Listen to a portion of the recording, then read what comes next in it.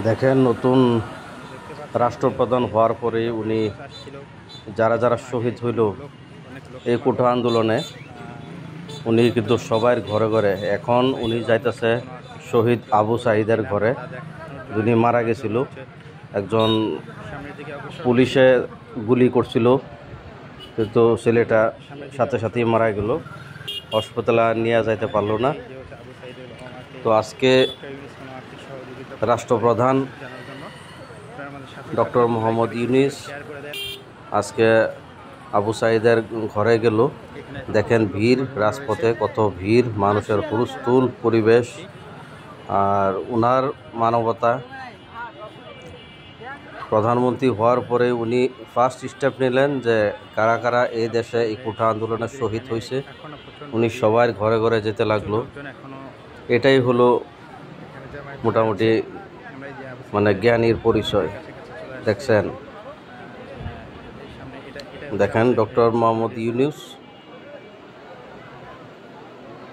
এ আবু সাঈদের নামে name plate ওখানে ওই গ্রামে, যে গ্রামে মোটামুটি রংপুরের গেছে, রংপুরে ইউনিভার্সিটিতে ছাত্র আছিল আবু সাঈদ, উনি এই কোঠা আন্দোলনে মারা গেছে।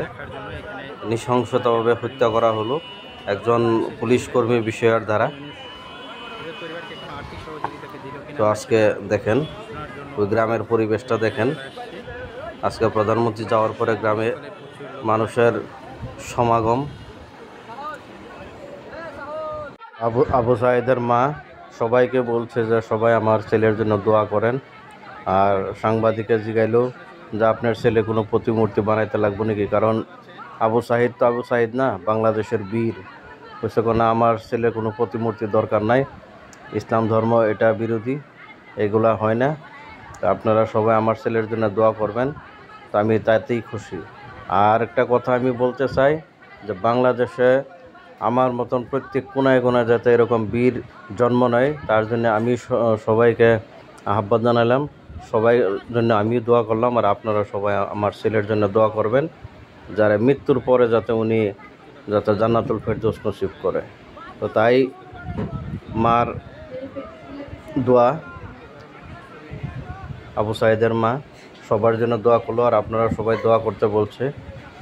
দেখেন গ্রামের পরিবেশ, ঘরের মা বাবা কি করতেছে, কান্নাকাটি কত